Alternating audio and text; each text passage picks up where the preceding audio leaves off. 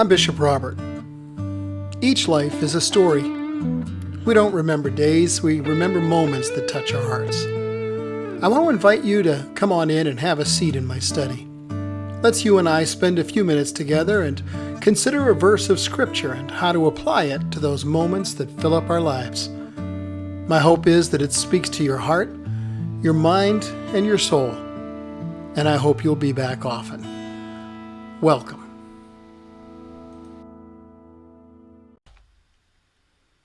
Holy Saturday. In our churches, the altars are stripped. The crosses are covered and veiled. No Eucharist is celebrated. The churches are dark, remembering that Christ lay in the tomb. And we wait.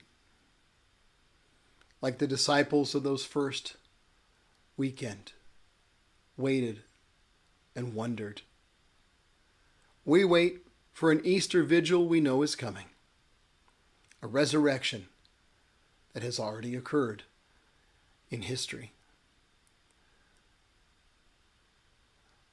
When it was evening, there came a rich man from Arimathea named Joseph, who was also a disciple of Jesus. And he went to Pilate and he asked for the body of Jesus. And Pilate ordered that it should be given to him.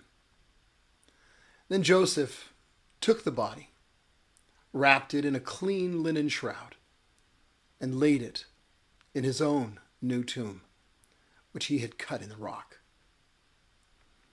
And he rolled a great stone to the entrance of the tomb and went away. Mary Magdalene and the other Mary were there, sitting opposite the tomb. And the next day, that is, after the day of preparation, the chief priests and the Pharisees gathered before Pilate and said, "Sir, we remember how that impostor said while he was still alive, 'After 3 days I will rise.' Therefore order the tomb be made secure until the 3rd day, lest his disciples go and steal him away and then tell the people, 'Oh, he's risen from the dead.' And the last fraud will be worse than the first." And Pilate said to them, "You have a guard of soldiers. Go, make it as secure as you can." So they went and they made the tomb secure by sealing the stone and setting the guard. We've all experienced times of utter hopelessness. All of us. Times when our plans were thwarted, our path obstructed, our strength overwhelmed, and our resources depleted. Times that the outcome appeared final. Situations when absolutely nothing we said or did could possibly affect the outcome of the issue that faced us.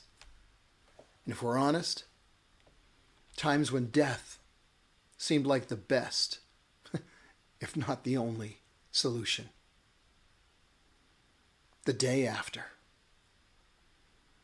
It always looks dark, desperate, irretrievable, unrecoverable, unredeemable. I remember a time some years ago when my wife and I were moving a heavy wooden bureau down into the cellar of our home. I was walking backwards down the dozen or so wooden steps, both hands balancing the bottom of a bureau. My wife was at the top steps, holding the other end. I was about halfway down the steps when it happened. My heel somehow caught the edge of the step, and in an instant I was falling backwards. In my mind's eye, I could clearly see what was coming next. The back of my head would smash onto the concrete floor just before the heavy piece of furniture crushed my chest. I was falling backwards, and there was nothing to grab, nor anything I could do. That's pretty much where the disciples found themselves on the day after. None of the promises Jesus had given them made any sense on the day after. It appeared that none of the training they had received with him during the last 3 years had any applicability on the day after. No matter how much money they could amass, wouldn't make any difference on the day after. Even prayer somehow seemed worthless on the day after.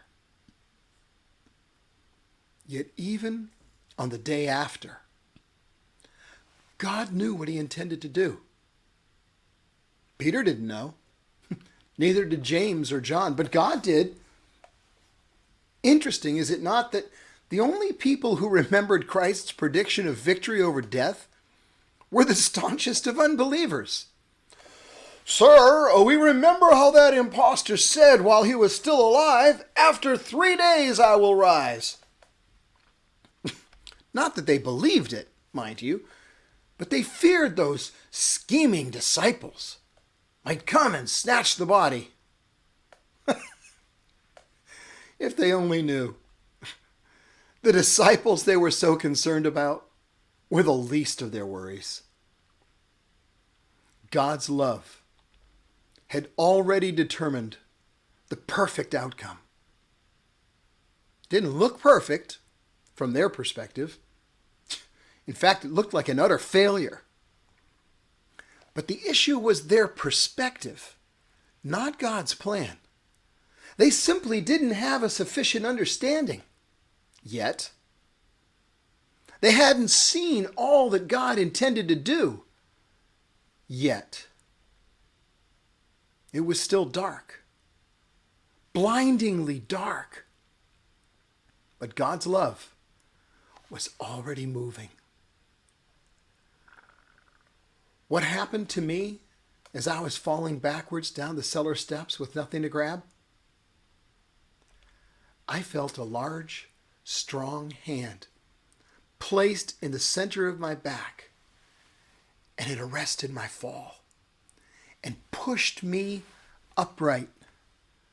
And it held me solidly in place until I could regain my balance. Well, needless to say, I was shocked. There was no one in the cellar. And when I looked back over my shoulder to see who was there, I saw no one. I saw no one because there was no one else in the cellar but God. And those 2 words change everything. But God. And moreover, they change it now.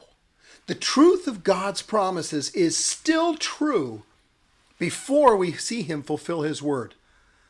The writer of the book of Hebrews tells us faith is being sure of what we hope for, being certain of what we do not yet see.